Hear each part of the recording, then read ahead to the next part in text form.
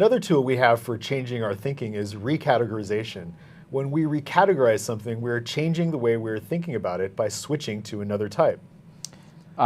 So let's see, my dog Romeo, right? Yeah. So he's a dog, right? That's a category. He's a pet. That's a category. Yeah. And they might make you think a little bit differently, right? If you think of something as a pet, other things come to mind, right? So goldfish or, you know, cats or whatever. I'm not a dog person, so I think of him as a paperweight or a exactly. a decorative, you know, wall ornament. Something annoying. That's right. Right? So these are categories, right? Yeah. And recategorization doesn't have to be anything terribly fancy, right? You know, this is we're sitting in chairs. You know, these are, I don't know, dining chairs or armchairs, or, you know, you have a desk chair. Electric chair. Electric. Sorry. Well, the point is, you know, we've probably been making and selling and designing chairs for thousands of years, right? And we're still coming up with new ones, some of them dreadful. Right. And all of those are recategorizations, right? Because they make you think a little bit differently about whatever it is we're dealing with. It's not just a pile of wood and foam and whatever this is, right? It's a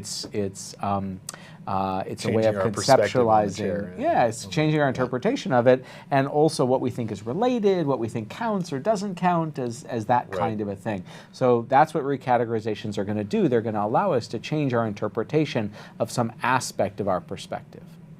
Recategorization changes how we think about something because categories offer just one of many possible interpretations. We can think of categories as maybe stereotypes or caricatures or models, something like that. As a result, when we switch categories, different aspects and connections become prominent. So let's take an example, maybe a computer. When it's being manufactured, people probably think about it as an electronic device. But when we're buying it, we probably think about it as a product. And then when we're using it, a computer, we probably think about it as a source of entertainment or a tool for getting work done. And each category, an electronic device, a product, entertainment, tool, highlights different properties and features of computers. Each different category leads us to consider different items. Entertainment as a category might make us think of games, videos, music, whereas when we think about tools, it might make us think about phones, copiers, offices, or maybe hammers or drills. For years, thinking about computers as electronic devices meant that people didn't pay that much attention to what they looked like. Once they were pretty common, though, and people started buying them and having them around their homes, the fact that they were a product that consumers would buy started to bring attention to the external design of computers. Namely, instead of being boring and ugly, the least we could do was to add some color, maybe some interesting shapes. Or to take a more recent example, computer routers only started recently looking like something you'd actually want to put out on a table rather than something you wanted to hide behind your desk. So to get ourselves to think differently about some aspect of a problem or some element of a story, it's useful to consider recategorizing it. So there are four main ways we can help ourselves recategorize something. We can zoom in, we can zoom out, we can consider the opposite, we can also switch pages. So let's start with zooming in.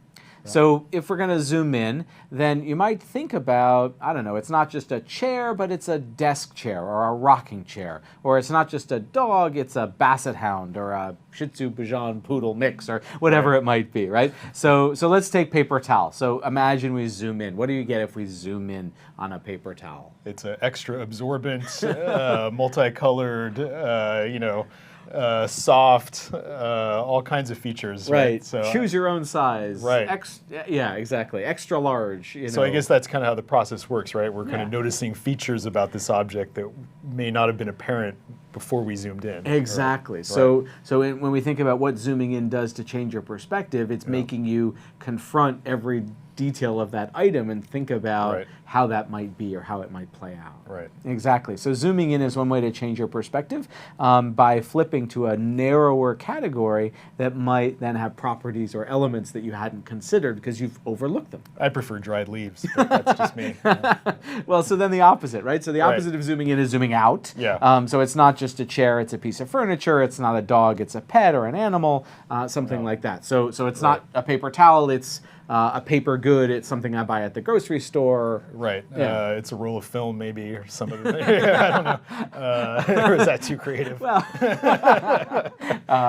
so the idea of zooming out is sort of what's the broader, it's a category, it's a product I buy, it's something I use once, right? So it's a category that's more abstract, but contains the item right. So that we're talking about. Right. So any kind of paper product would be broader than thinking about it narrowly as a paper towel. Exactly. And that might lead you to new ideas. Right. So I might notice connections between other things in that category that I could then combine and use to generate something more creative. Right? Exactly. That's exactly right. So maybe I don't think of paper towels in a certain way, but I think, disposable goods, right? So maybe they come in convenience packs, right? I don't know. But do paper towels? No, maybe they could, right? Or something so like I that. can think of paper products that have colors, and so exactly like multicolored Kleenex, and then I think, well, paper towels could have colors as well, right? So then I'm combining those insights, right? Yeah. So by zooming out, we can maybe see connections or possibilities that we can't when we're just thinking about the item itself. Right. Yeah, so zooming out. Another step is we can flip. We can consider the opposite. So, it's not a dog. I try to do that just to be difficult for people. But I didn't know it was a tool. No. That's right. So what's the opposite of a paper towel? I don't know. So not a paper towel, but a cloth towel. Or instead of being absorbent, it's waterproof. Right. Yeah, exactly. Or instead of being white, it's black, right? Yeah. I mean, you mentioned colors. Right. So it moves to get you to think of instead of being rolled around in a circle, it's rolled around in a square, maybe. Sure, might be easier to store. That's right, or laid out flat. Absolutely, sure. Right. So it gives you different possibilities, and we often get them from counterfactuals, right? What if or if only. Yeah. So considering the opposite leads us in new directions. Exactly, and that's a way to change our perspective. And then lastly, we can sort of switch the page that we have in mind. So if I'm thinking about a paper towel, am I thinking about a paper towel? Well, what role am I in? What's my self-concept? Right. Or what event am I in? Yeah. And so if I hold on to paper towel and then think, what's the event that I'm in? Am I at a birthday party? Am I at home? Am I at my office? Right? Where am I? Or my self-concept, am I a mechanic or am I a cook? Exactly. Or, am I looking for something to hit, am I violent? I might try to hit you over the head with a paper towel. It leads you in new directions. It absolutely does. So I think that idea then is all of these are flips of a category, right? So am I getting narrower? Am I zooming out? Am I switching to the opposite? Or am I thinking about this same category but through the lens of some other element of my perspective? Different roles, different goals, different points of view on it. And all of that leads us to different interpretations and therefore is a possibility for changing our perspectives.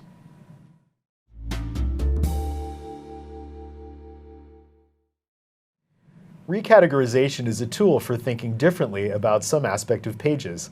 We can stumble into re-categorizations, but we can also deliberately consider the different pages and consider alternative categorizations, and in doing so, trigger insights that can lead to inventions or enlightenments.